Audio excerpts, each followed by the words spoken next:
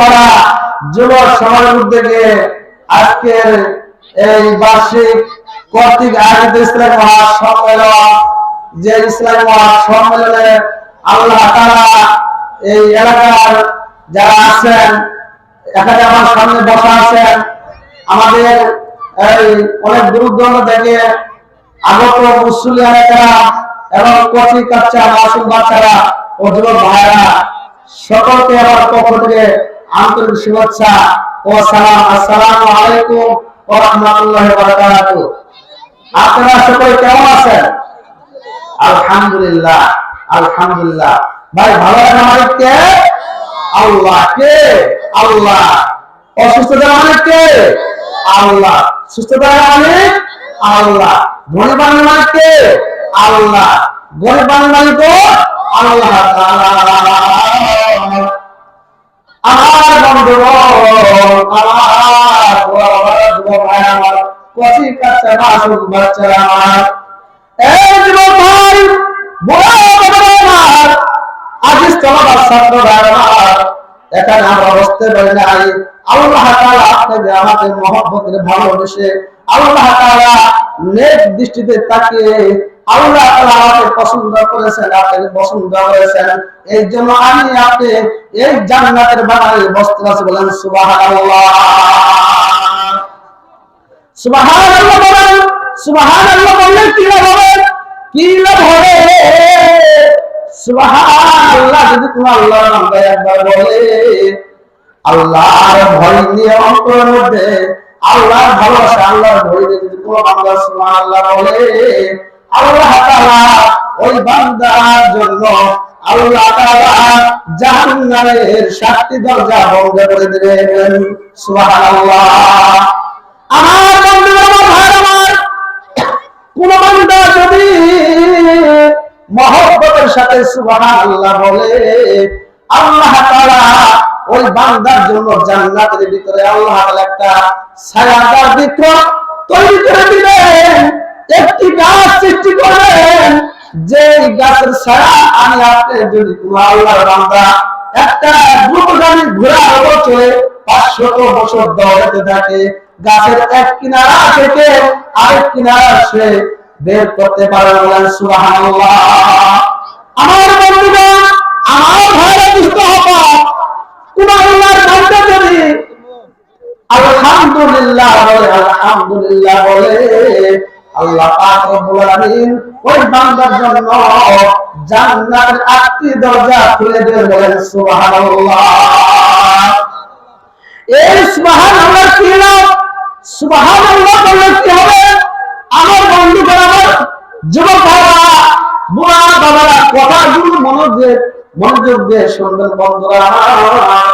একবার বাদশা সুলাইমান আলাইহিস সালাম এই পৃথিবীতে আল্লাহ তাআলা 4 জন ব্যক্তিকে সারা পৃথিবীর বাদশা বানাইছিলেন। এর মধ্যে মুসলমানদের মধ্যে 2 জন, আর অমুসলিমদের 2 জন।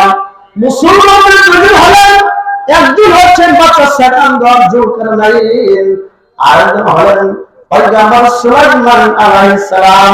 আর কাফেরদের মধ্যে একজন ছিলেন নমরুদ, আরেকজন ছিলেন ফেরাউন। আমার বন্ধুরা, আমার ভাইরা, একবার পয়গম্বর সুলাইমান আলাইহিস সালাম আল্লাহ তাআলা তাকে বিশাল একটা সিংহাসন দান করেছেন। বাসুলাইমা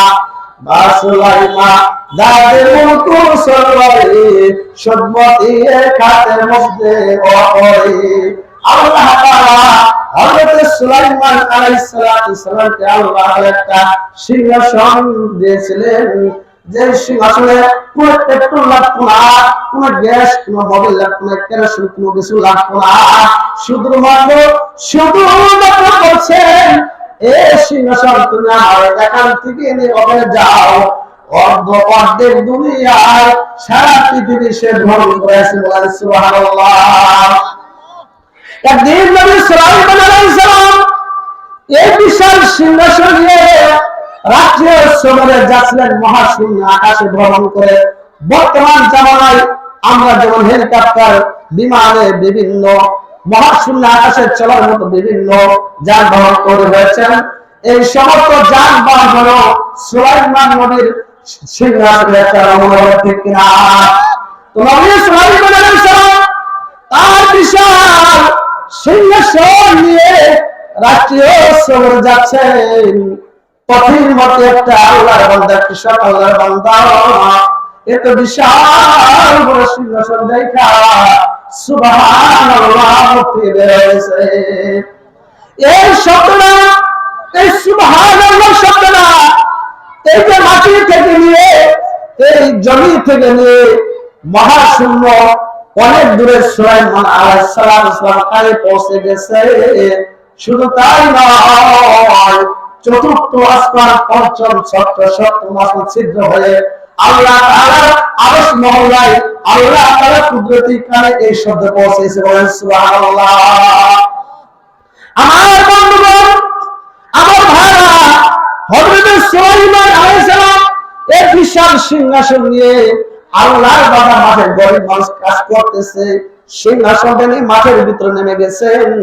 আল্লাহর বান্দা গরিব মানুষ মাঠে কাজ বাজ করে খায়, সিংহাসন যেমন নামাইছে, নবী সুলাইমান যখন তার কাছে গেছেন, এরকম থরথর করে তার গায়ে কম্পন সৃষ্টি হয়ে গেছে।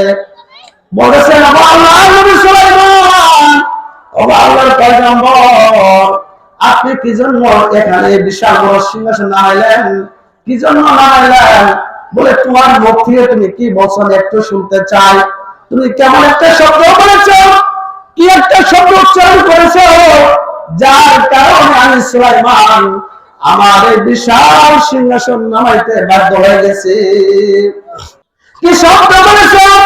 আল্লাহর বান্দা ভয়ে কাঁপতেছে, ভয়ে কাঁপতেছে। নবী সুলাইমান, আমি কিছু বলি নাই, আমি আপনার কোনো গাল মন্দ করি নাই, আমি আপনার কোনো গালি দেই নাই। নবী সুলাইমান আলাইহিস সালাম বলেন, এই আল্লাহর বান্দা, কি তোমার মুখ থেকে বের করেছো, তুমি কি বলেছো? মেহেরবানি করে দয়া করে শব্দটা তুমি আবার বলো। বলেন সুবহানাল্লাহ। আল্লাহর বান্দা কৃষক মানুষ, গরিব মানুষ, ভয়ে ভয়ে তার শরীরে কম্পন সৃষ্টি হয়ে গেছে। বলা হয়, নবী সুলাইমান, আমি বেশি কিছু বলি নাই, আমি শুরু বলেছি এই মহাশূন্য যখন এই বাতাসের সাহায্যে যখন আপনি বিশাল সিংহাসন নিয়ে যাচ্ছিলেন, আপনার বিশাল সিংহাসন দেখে আমার মন থেকে এমনি এমনি অনিচ্ছাকৃত ভাবে সুবহানাল্লাহ শব্দটা বের হয়েছে। আল্লাহ নবী বলেন, হে আল্লাহর বান্দা, তুমি গরিব মানুষ হতে পারো, আমার বিশাল সিংহাসন এই জন্য নামাইলাম। আল্লাহর বান্দা, তোমার সুবহানাল্লাহর আওয়াজ শুধু জমিন নয়, চতুর্থ, পঞ্চম, ষষ্ঠ, সপ্তম আকাশ ছিদ্র হইয়া আল্লাহ তাআলার কুদরতি কানে পৌঁছেছে। বলেন সুবহানাল্লাহ। হে আল্লাহর বান্দা, আমার বিশাল বড় সিংহাসন তোমার দিয়ে দিলাম, তোমার সুবহানাল্লাহ নেকিটা আমি সুলাইমানকে দিয়ে দাও।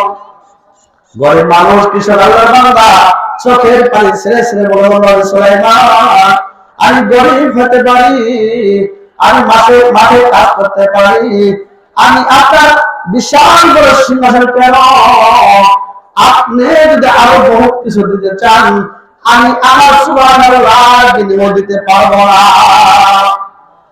হযরত সুলাইমান বললেন, আল্লাহর বান্দা, শুধু সুবহানাল্লাহ বলার কারণে শুধু আমার এই সিংহাসন নয়, এই সাতটা আসমান জমি জমি কয়েকবার বিক্রি করা হয়, তোমার সুবহানাল্লাহর সমান দাম হবে। বলেন সুবহানাল্লাহ। সুবহানাল্লাহ, আল্লাহু আকবার, সুবহানাল্লাহ, আলহামদুলিল্লাহ, লা ইলাহা ইল্লাল্লাহ, আল্লাহু আকবার।